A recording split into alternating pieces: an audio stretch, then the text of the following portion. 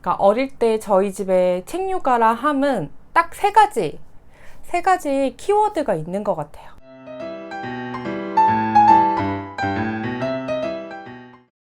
안녕하세요. 아이와 루틴하는 엄마 아르맘입니다. 유튜브에 이제 댓글을 달아주시는 어머님들 중에 아이가 정말 어린 돌 전부터 이제 2돌, 3살, 4살 이렇게 정말 귀여운 시절 아이 어머님들이 많으시더라고요, 생각보다. 그래서 저희 첫째 초등 관련 영상에는 꼭 그렇게 어린 영유아기 아이를 키우는 어머님들께서 저희 아이 어렸을 때 책 육아, 더 어릴 때는 어떻게 했는지, 또 둘째는 어떻게 하고 있는지 이런 것들을 좀 많이 궁금해 하시는 것 같아서 오늘 영상에 한번 얘기해 보려고 해요. 사실 다른 영상에 조금씩 녹아 있기는 한데 엄마표 영어 말고 좀 책 육아에 집중해서 기억을 더듬으면서 얘기해 보려고 합니다. 일단 저 역시도 책 육아를 막 알고 시작한 거는 아니고, 근데 제가 정말 놀라운 게 아이 어린 애기 엄마들이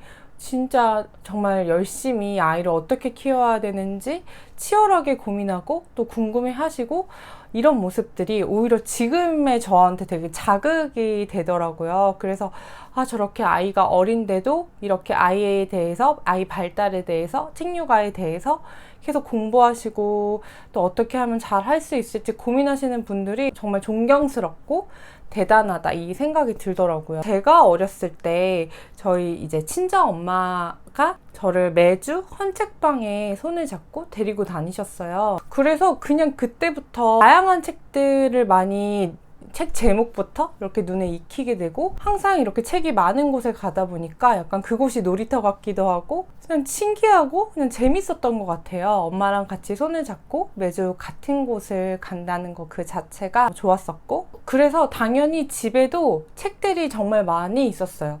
근데 지금 생각해보면 제 책이 아니라 저희 이제 엄마가 워낙 책을 좋아하셨기 때문에 엄마가 책을 진짜 많이 집에 곳곳에 많이 두셨었거든요. 지금 현재도 저희 친정에 가면 엄마가 정말 저보다 책을 더 많이 읽으시고 책을 많이 사시고 또 책을 저보다 더 많이 아실 만큼 책에 조금 엄마가 더 진심이신 그래서 그냥 어릴 때부터 책이라는 게 궁금하고 좋고 그냥 그랬던 것 같아요. 잘 알지도 못하면서. 제가 한때는 이제 작가를 꿈꿀 만큼 제가 장래희망이 계속 작가였거든요.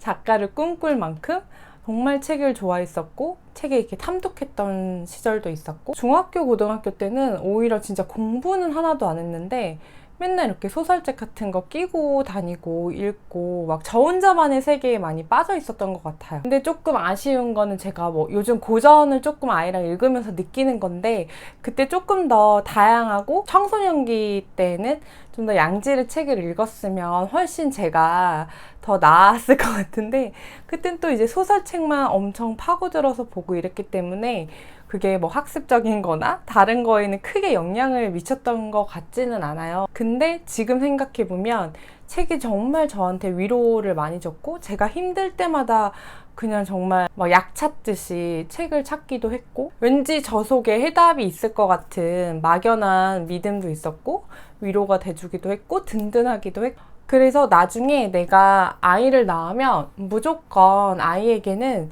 책을 선물해주고 싶다. 책이라는 그 한 세계를 꼭 아이에게 알게 해주고 싶다. 이 생각만 좀 결혼 전부터 막연하게 갖고 있었던 것 같기는 해요. 지금도 만약에 아이가 진짜 좋은 대학교를 가는 거랑 또 책을 읽는 아이, 이렇게 2개 중에 하나만 고를 수 있다고 하면 잠깐 생각 한번 해볼게요. 저는 무조건 책을 읽는 아이, 책을 읽으면서 성장하는 아이가 되었으면 좋겠다? 이 생각이 좀 많은 것 같아요. 그렇게 하면서 아이가 태어나고 그냥 책 육아가 시작이 되었던 것 같아요. 또 지난 저희 아이들 어린 시절을 생각해서 떠올려 보니까 저희 집에 책 육아라 함은 딱 세 가지 키워드가 있는 것 같아요. 제가 그 키워드를 하나하나 조금 나눠서 얘기해 볼게요. 책 육아의 핵심 키워드 첫 번째. 매달 전집 한 질씩. 제가 아이 한 돌 무렵에 정말 큰맘 먹고 프레벨 그 시리즈 전집을 진짜 그때 정말 꽤 비싼 가격에 처음 전집을 집에 들였던 기억이 나요. 근데 왠지 이제 비싼 값 할 것 같고, 우리 아이 천재 되는데 한 발 다가서는 것 같고, 그런 이제 초보 세대의 마음으로 그런 거를 샀었는데, 왠지 사놓고 아이가 막 반복해서 같이 읽거나, 정말 충분히 돈값하지 않게 읽으면 자꾸 가성비 생각이 너무 나고, 진짜 읽다가 뭐 하나라도 흘리거나 이러면 막 책을 또 막 닦고 있는 거예요. 다음 전집을 들을 때도 왠지 비용 때문에 조금 고민하게 되고, 책을 또 안 사게 되고, 그래서 그때부터는 무조건 중고로 책을 대신 한 달에 한 질씩 전집을 매달 한 5만 원 이상 되는 전집은 안 샀던 것 같아요. 아파트 재활용할 때도 가서 막 책 이따만큼 진짜 짊어지고 오기도 하고, 제가 전집을 산 이유는 되게 단순해요. 그냥 힘들어서. 그러니까 그 시기에는 아이들 막 이유식 한번 먹이려고 하면 막 계속 진짜 따라다니면서 먹여야 하고, 이유식 한 번 먹으면 막 옷에 뭐 온 몸에 바닥에 난리가 나잖아요. 그럼 그거 한 번 또 다 닦고 애기 샤워시키고 나면 진짜 넉다운이 될 만큼, 또 그리고 위험한 게 없나? 시종일관 계속 시야에 없어지지 않게 따라다니기도 해야 되는 시기였기 때문에 에너지가 정말 없어요. 그래서 저는 그냥 어딘가에서 뭔가 한번 들어본 책, 내가 봤을 때 우리 아이가 이런 그림체는 좀 좋아하겠다, 사도 될 만하다, 이런 생각이 들면 저희 집 근처에 이제 개똥이네라고 아시죠? 그 중고책만 전문으로 하는 서점이 또 있었어요. 그래서 진짜 거의 매달 한두 번씩 가서 슬쩍 쓱 본 다음에 이 정도면 괜찮은 것 같은데, 좋아할 것 같은데 하면 무조건 전집을 싸게 들였던 것 같아요. 그래도 만약에 전집이 한 50건이 있으면 10건은 건지지 않을까? 그런 이제 기대하는 마음으로, 그 제가 좋아하는 송재한 선생님 책에도 나오더라고요. 어릴 때는 전집으로 조금 다독을 한 다음에 그게 좀 습관이 되면 초등 들어가서는 이제 전집과 단행본 비중을 이렇게 점점점 비슷하게, 그러다가 나중에는 정말 아이가 꽂히는 단행본 책들을 더 많이 구매하게 되면서, 근데 저는 사실 이렇게 얻어 걸리자 전법으로 어릴 때 책 육아를 해서 그런지 약간 책 추천하는 게 사실 조심스럽기는 해요. 저희 아이도 보면은 첫째 아이, 둘째 아이, 그러니까 첫째 아이한테는 제가 그때 또 아람에서 나오는 자연관찰 전집을, 그때는 어린이날 선물로 이제 큰맘 먹고 새 책 전집을 사줬었거든요. 근데 정말 관심이 없는 거예요. 저는 첫째가 어디 하나 빠지는 데가 없어서, 남자아이들 같은 경우에는 뭐 공룡이라든지 탈 것 같은 것들, 또 그리고 실사판 이런 그림책 이런 거 좋아하잖아요. 근데 저희 아이는 그때만 해도 뭐 공주 취향도 아니었고, 당연히 뭐 자연관찰 쪽도 아니었고, 대체 아이가 좋아하는 게 뭐지? 그걸 생각하는데도 그때그때 되게 많이 고민했던 것 같아요. 그래서 저희 아이는 좀 이제 호기심이 많고 좀 자유로운 영혼이기 때문에 저는 좀 창작책 위주로 많이 들었던 것 같아요. 뭐 인성동화도 있었지만 그런 거 자체도 약간 창작 쪽으로 접근해서 나온 책들, 그래서 정말 저희 아이들 취향대로 고른 책들이 많기 때문에 그럼에도 조금 참고하셨으면 좋겠는 책들은 제가 더보기란에 적어두도록 할게요. 사실 아이가 그냥 그림만 이렇게 후루룩 이렇게 넘겨봐도 괜찮아요. 영어 책도 그렇지만 한글 책도 수준보다 뭔가 어려운 것 같고, 이 어휘를 이해를 하고 있나?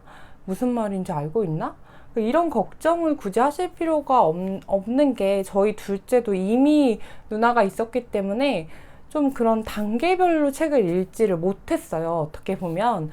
그런데도 또 적응하고 재미있어 하고, 또 자기만의 또 좋아하는 그림책이 생기더라고요. 그림만 봐도 괜찮고 또 편독을 해도 저는 괜찮다고 생각을 해요. 그게 결국엔 또 확장이 되더라고요. 그래서 아이가 좋아하는 책, 꽂히는 책이 있으면 그것만 반복해서 정말 질리도록 저희 아이는 4살 때 많이들 걸리는 그 추피 지옥 있잖아요.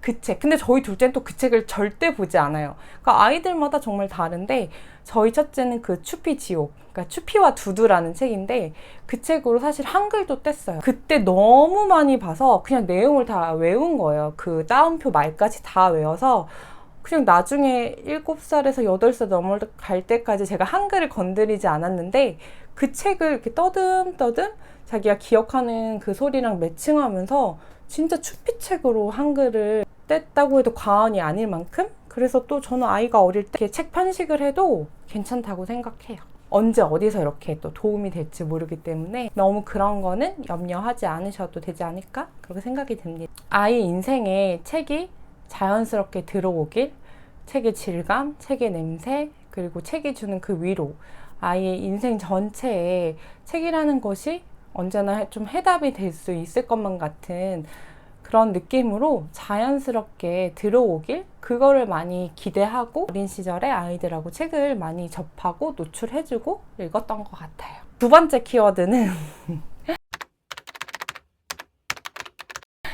키워드는 바로 잠자리 독서입니다. 제가 책 육아에 정말 8알 정도가 다 잠자리 독서에서 이루어진 것 같아요. 여전히 지금 하고 있고, 제가 첫째와도 아직 수면 독립을 하지 못하는 이유 중에 또 가장 큰 이유기도 하고, 책 육아에 이제 약간 꽃 피는 시기, 책 육아의 꽃이 언제인지 아세요? 제가 생각하기에는 아이들 한 3, 4살 때? 그때 사실 책을 싫어하는 아이는 없거든요. 왜냐하면 엄마의 그런 따뜻한 목소리, 그리고 엄마의 품, 살결 냄새 맡으면서 그 재미있는 텍스트를, 재미있는 그림을 보는데 어느 아이가 책을 좋아하지 않을까요? 그래서 저는 그 3, 4살 때랑, 그리고 제가 느끼는 건데, 저는 저희 첫째 나이, 요즘인 것 같아요. 초등학교 저학년 시기. 그 시기가 약간 책 육아의 골든타임이라는 생각도 들고, 이 시기를 엄마가 좀 책 육아로 더욱더 무장시켜줘야 아이가 그 뒤로는 아이 인생에 정말 책의 날개를 달듯이, 책 육아의 날개를 달듯이 쭉쭉 갈 수 있는 것 같더라고요. 특히 저는 요즘 이렇게 초등 가면 사실 우리 아이는 책을 너무 안 읽어요, 이렇게 말씀하시는 부모님들 많거든요. 근데 그럴 땐 책을 좀 읽어주셔야 돼요. 근데 다 컸으니 글자 아니까, 또 엄마가 힘들고 시간이 없으니까 이렇게 하기에는 진짜 그 시기가 정말 황금 골든타임? 그걸 정말 많이 느끼고 있기 때문에 그냥 아이가 책을 정말 깊이 사유하고 사색하고 아이 마음속에 더 깊이 들어오는 시기라는 게 너무 느껴지니까, 저는 어머님들이 초등 가셔도 책 꼭 읽어주셨으면 좋겠어요. 그래서 정말 요즘하고 또 3, 4살 때, 제가 돌이켜보면 아이 3, 4살, 5살 이때까지는 잠자리 독서가 거의 책 육아의 메인처럼 새벽 2, 3시까지 막 진짜 30권, 40권씩 이렇게 책을 읽어주기도 하고,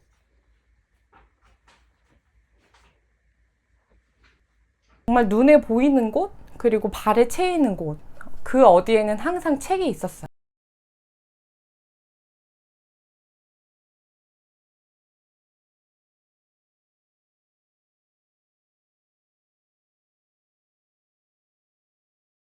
일부러 치우지 않았고, 그냥 놀다가도 책이 탁 이렇게 걸려서 이렇게 읽기도 하고, 일부러 한 달에 한 번씩은 책 정리를 또 같이 하는데, 책 정리할 때 좀 아이가 또 유독 책을 많이 읽어요. 왠지 뭔가 이제 이 정도면 아이가 그만 읽겠지 하고 방출하려고 하는 책들 있잖아요. 그럼 아이가 또 그걸 기가 막히게 또 더 읽고 싶어 하고 또 읽어요. 그래서 저는 사실 최근에, 정말 아주 최근에 아이가 1살, 2살, 3살 이때까지 읽었던 책들을 최근에 조금 정리를 했어요.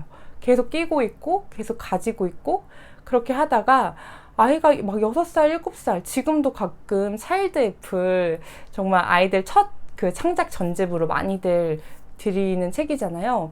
계속 찾아요. 계속 찾고 기억하고 정말 아직까지도 좋아하고, 그렇기 때문에 책도 저는 바로바로 이렇게 처분하거나 방출하지 않았고 좀 끼고 계속 가지고, 그래서 어쩔 수 없이 맥시멀리스트가 될 수밖에 없는, 왜 아이들은 이제 밤만 되면 그렇게 책을 읽어달라고 할까요? 저도 맨날 이게 대체 무슨 공식이 있나? 자는 척 하기도 하고, 가끔 불도 끄고, 너무 힘들 때는, 너무 몸이 힘들 때는 그렇게도 하기도 했는데, 왜 밤만 되면 진짜 눈이 이렇게 초롱초롱해지면서 다시 책을 읽어달라고 하는 걸까? 정말 궁금했거든요. 나중에는 이런 생각을 했던 것 같아요. 내가 오늘 하루 일과나 하루를 이제 돌이켜 봤을 때 이 잠자리 독서가 아이에게 내 사랑을, 오늘 하루에 조금 부족한 사랑을 만회할 마지막 기회다. 이렇게 마음을 먹었어요. 그래서 아이가 계속 막 더 읽어줘, 또 읽어줘 이렇게 얘기할 때는 진짜 어릴 때는 아, 얘가 아직 좀 사랑이 100%안 채워졌구나. 아니면 아직 이렇게 지랄 발광하는 그게 다 100%안 채워져서 나한테 이러는 거구나. 이렇게 조금 덜 억울한 마음을 가지고 좀 아이를 봐줬던 것 같아요. 그래서 이제 아이가 잠자리에 책을 가져오면 정말 최선을 다해서 진짜 오늘이 마지막이다라는 생각으로 읽어줬던 것 같고, 내가 이걸로 반드시 만회하리다. 오늘 하루를. 잠자리 독서할 때는 이제 포동포동한 그 팔다리들을 조금 조물조물 해주면서 편안한 마음을 가지고 편안한 자세로 아이의 욕구가 조금 만족되고 채워질 때까지 제 목소리를 BGM 삼아서, 자장가 삼아서 제 목소리로 잠들 수 있게 스르륵 눈을 감을 때까지, 또 눈 감고도 좀 한창 더 깊은 딥한 수면에 들어갈 때까지 잠자리 독서로 많이 읽어줬었어요. 그래서 잠자리 독서는 진짜 책육아의 정말 핵심이다, 핵심 키워드다, 이렇게 생각이 들고요. 세 번째 키워드, 저의 어린 시절 책육아의 세 번째 키워드는 바깥놀이예요. 엥? 책육아에 웬 바깥놀이? 이렇게 생각하실 수도 있을 것 같아요. 근데 일단 저는 궁극적으로는 놀이가 최우선이라고 생각을 해요. 다른 영상에서도 제가 바깥놀이를 정말 중요하게 생각하고, 저희 강아지도 하루에 1일 1일 산책하잖아요. 10분이라도 집 앞에 나가서 햇빛 샤워도 하고 이제 냄새도 맡고, 아이들 역시 하루에 꼭 한 번은 햇빛도 쬐고 신선한 공기도 마시고 막 뛰어서 놀기도 하고, 그래야지 혈액순환도 잘 되고 체력도 좋아지고. 중학교, 고등학교 아이들한테는 이제 엉덩이 힘이라는 얘기를 하잖아요.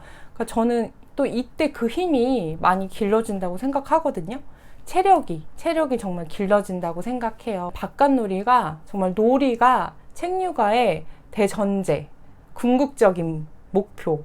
그러니까 궁극적으로는 가장 중요한 것, 우선 돼야 될 것. 그래서 아이들은 몸으로 노는 것도 저는 책을 읽는 거라고 생각했었어요. 책에서 봤던 거를 또 나가서 온몸으로 느껴보기도 하고, 또 더 많이 이제 몸으로 느끼지 못하는 것들은 책으로 간접 경험을 하고 간접적으로 느끼기도 하고. 또 저희 아이 같은 경우에는 이제 시간이 많았던 아이였어서 저는 이제 점심은 되도록 날씨 좋을 때는 도시락을 간단하게 싸서 놀이터 앞에 벤치에 앉아서 진짜 뭐 떨어지는 낙엽이 보면서 대화 소재 삼아서 밥을 먹이기도 하고, 원래 밖에 나가면 뭐든지 다 잘 먹잖아요. 비가 오나 눈이 오나 나갔고, 저희 집 뭐 1km 근방에 각종 놀이터나, 그게 뭐 흙놀이터, 뭐 우레탄 놀이터도 약간 종류별로, 그리고 공원이나 뭐 뒷산, 이런 것들 정보는 다 이제 꿰뚫고 있었고, 안 가본 곳이 없었고, 또 이제 아이들이랑 갈 만한 곳이 있는지 좀 탐방하러 다니기도 했고, 그리고 애들이 어차피 흙에서 구르고 막 신나게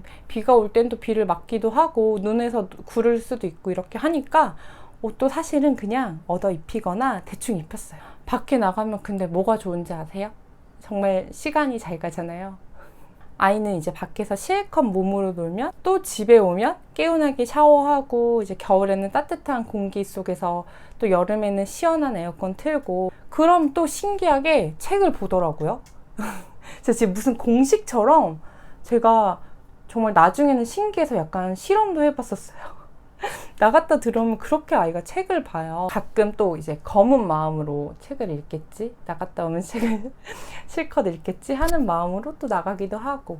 이 세 가지 키워드, 매달 전집 한 질씩, 그리고 잠자리 독서, 그리고 바깥놀이. 그러니까 이렇게 이 세 가지가 저의 책육아의 정말 핵심 키워드였고, 또 잘 버무러져서 아이들 어린 시절을 잘 보낼 수 있었던 것 같아요. 이 글 한번 들어보실래요? 제가 19년도에 둘째가 한 돌 때 쓴 글이에요. 제 이제 블로그에 비밀 일기장이 있는데, 거기에 너무 그날 힘들었는지, 아 정말 힘들다, 이게 실화인가, 지친다, 두 아이 기간 안 보내고 집에서 이리도 지지고 볶고 과연 이게 맞나? 둘째는 계속 울어대고 첫째는 와서 계속 엄마 이리 좀 와봐, 밖에 나가자, 뭐 하자 말도 더럽게 많고. 진짜 둘은 다르다. 내가 과연 둘을 가정보육할 그릇인가, 이제라도 보내야 맞는 게 아닌가, 누굴 위한 것인가. 셋 다 피해자임에 분명하다. 내 아이지만 정말 점점 자신 없고 스트레스 받고 너무 힘들다. 다 두고 잠시라도 떠나고 싶다. 아니면 1시간에 10분만, 딱 10분만 학교처럼 쉬는 시간, 아무것도 안 할 수 있는 시간 주는 법은 대체 없는 건가? 정말 비공개로 좀 거칠게도 써놨더라고요. 차마 다 말할 수 없는. 저렇게 약간 글을 쓰면서 또 푸는 게 해소할 수 있었던 유일한 방법이었던 시기도 맞는 것 같고요. 가정부육뿐 아니라 그냥 육아 자체가 힘들어요. 그러니까 뭔가 나 자신한테도 확신이 없고 긴가민가 한데, 저 말 안 통한 애들을 정말 사람 하나 만들어 놓겠다고, 어떻게든 만족시키겠다고 이제 아둥바둥 하면서 쓴 제 글 좀 보세요. 정말 부끄럽고. 제가 원래 힘내세요, 화이팅, 사실 이런 말 별로 안 좋아하거든요. 안 좋아했었어요.